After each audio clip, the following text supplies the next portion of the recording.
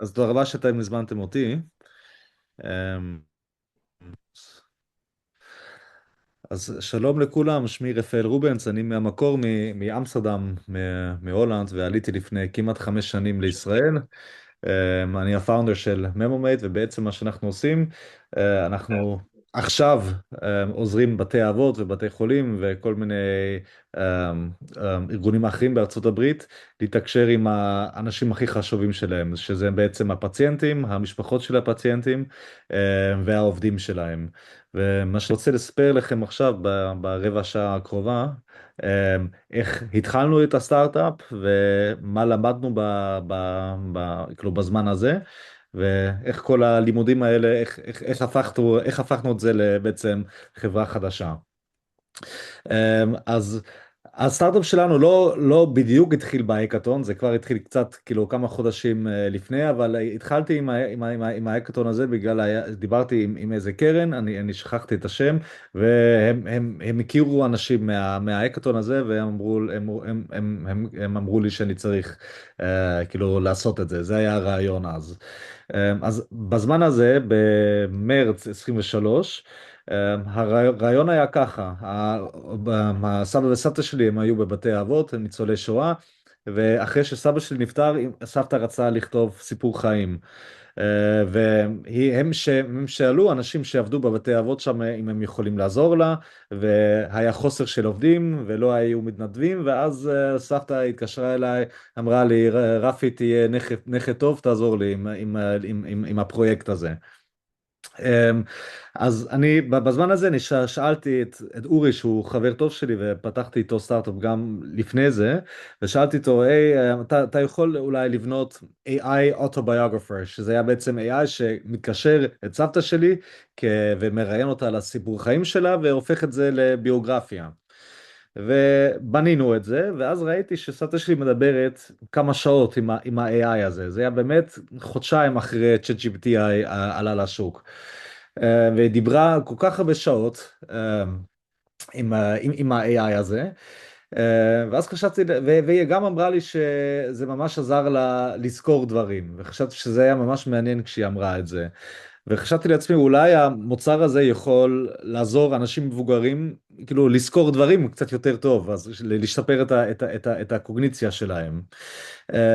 וחשבתי שאני רוצה למכור את זה גם לבתי אבות, וראיתי שהשוק בארצות הברית של בתי אבות ונורסינג הומס, שזה שוק ממש גדול, ושם זה לא, שם הכל פרטי, אז יש מלא כסף, לא כמו בארץ או בהולנד. אבל הבנתי שאני לא יודע שום דבר מהשוק הזה. ואז יש לי חבר טוב, עדיין חבר טוב שלי, שבזמן הזה היה גר בארץ, הוא היה שכן שלי בתל אביב אמריקאי, ודיברנו, והוא סיפר לי שמשפחה שלו, יש להם איזה 20 בתי אבות בארצות הברית, בבוסטון. ואז אמרתי לו, תשמע, ג'ון, יש לי רעיון עם AI, אוטוביוגרפיס, אנשים מבוגרים, אני יכול אולי לגור אצלכם בבתי אבות למשך של חודשיים, שאני יכול להבין את השוק הזה קצת יותר טוב.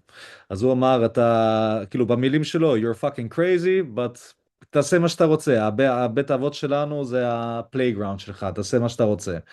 אז לקחתי את המזוודה שלי ועברתי לבוסטון, זה היה בראשון לאוקטובר 23, והלכתי ועברתי לבתי אבות, וזה לא בתי אבות ממה שאתם מכירים מישראל, איפה, כאילו שזה לא, רוב מהם זה לא ממש מקום מדהים, בוא נגיד ככה, שם זה היה באמת כמו מלון 5 כוכבים. היה בריחה, היה לי טבח שעשה לי אוכל 3 פעמים בשבוע, היה קולנוע, הכל. אז בשבוע הראשון כשהייתי שם, אני פשוט הסתכלתי, רציתי לדעת מה קורה שם ביום יום. ואחרי זה מצאתי קבוצה של איזה 50 אנשים שם בתוך הבתי אבות, והם רצו להשתמש בטכנולוגיה הזאת כדי לכתוב את הסיפור חיים שלהם. אז מה אני עשיתי עם הקבוצה הזאת? עכשיו אני עובר לאנגלית, בגלל זה מתחיל להיות קצת technical. So I had a group of, I would say 50 residents that spoke every day to their AI on their phone about their lives. And what we did is before they actually started to use our product, I gave them a survey, which was developed by the World Health Organization, in which we wanted to understand how they're feeling in terms of loneliness, memory, cognition. It's called the WHO-5 index. And I gave them those set of questions before they started to use our product. I gave them that same set of questions immediately after they used our product for the first time. And I gave them that same questionnaire again 1 month after they spoke to our AI biographer.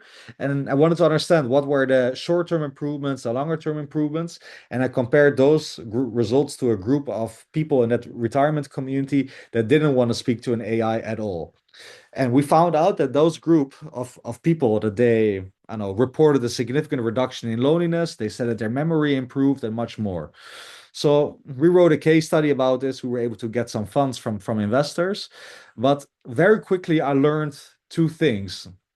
Number one, um, while I was living in the senior living community, like employees were approaching me. They said, "Hey, it's great that the residents speak for so many hours with this AI, but we're dealing with so much compliance, so much administration, so much reporting.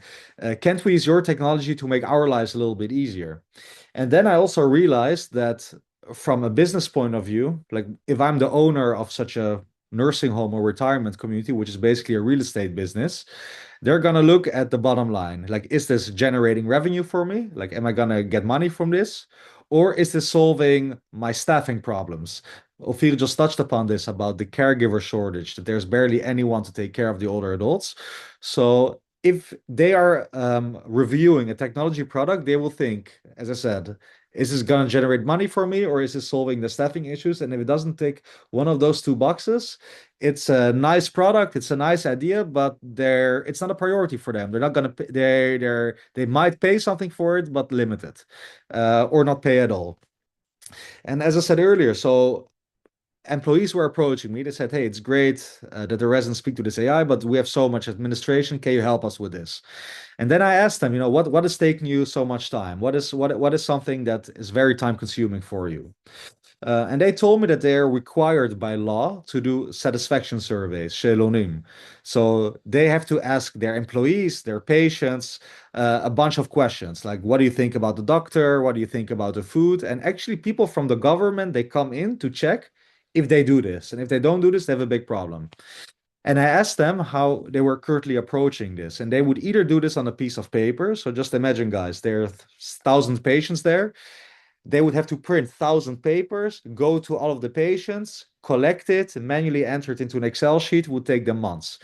Or they would use a very expensive solution, which was basically a call center. So people that would call the patients or the employees and ask them those questions on the phone, and then they would give them the information a couple of weeks later. And then I thought to myself, well, this AI autobiographer, it can also be an AI survey tool. I changed the prompt and I'm not going to ask questions about their childhood. I'm going to ask questions about how they perceive the doctor or the care that they receive.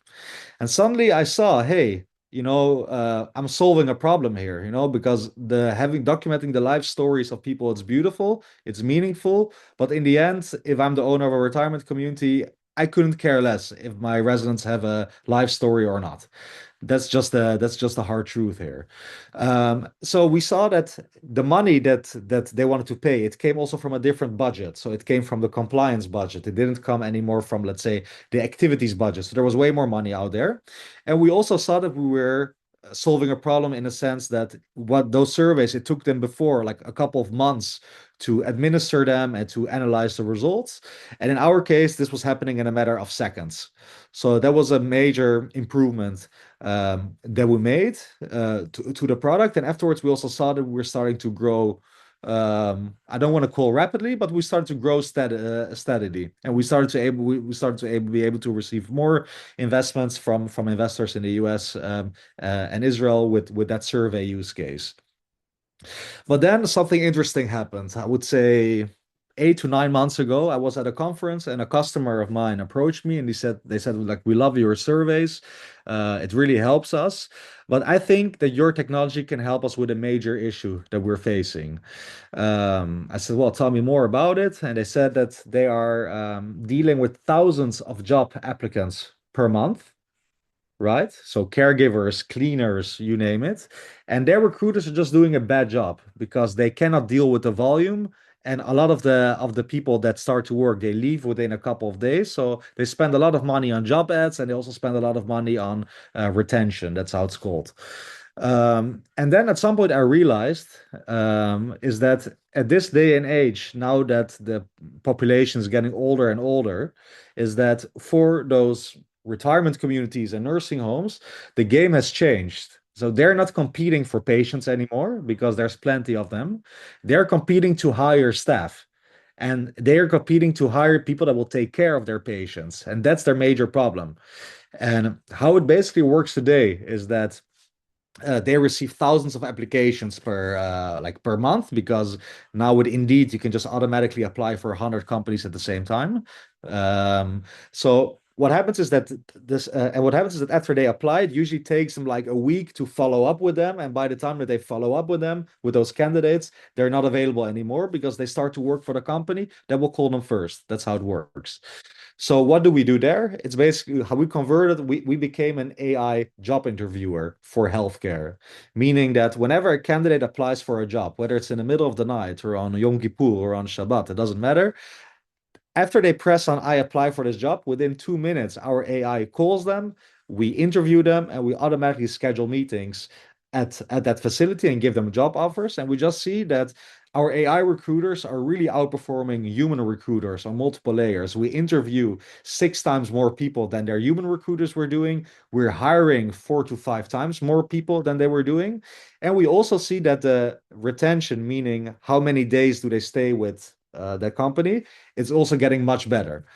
Um, so in essence, what we saw is that so we started this company like a little bit before this hackathon. We built this AI biography tool. We got a lot of positive attention because it's such a beautiful and meaningful idea. But then time learned me that people don't give a shit about a beautiful idea.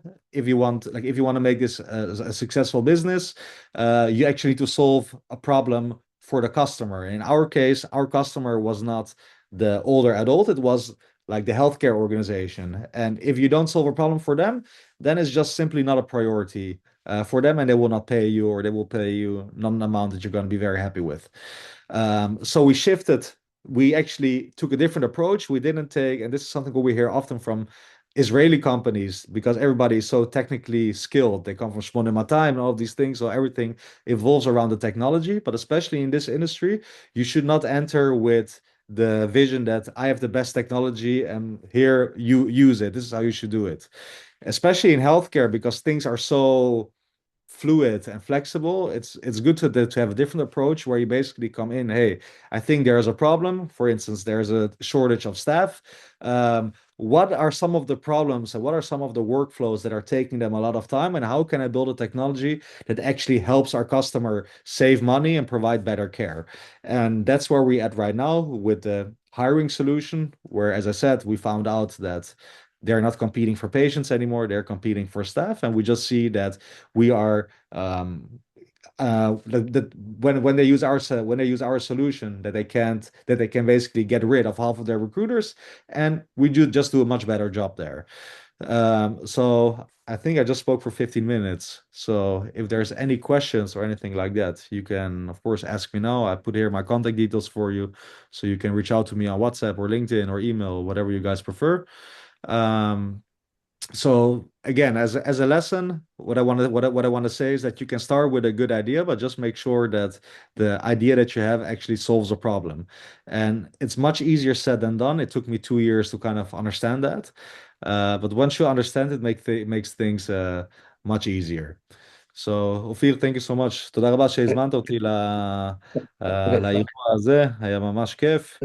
ואם רפאל, יש קודם כל, שאלות, אני פה. כן, אז רגע, נחכה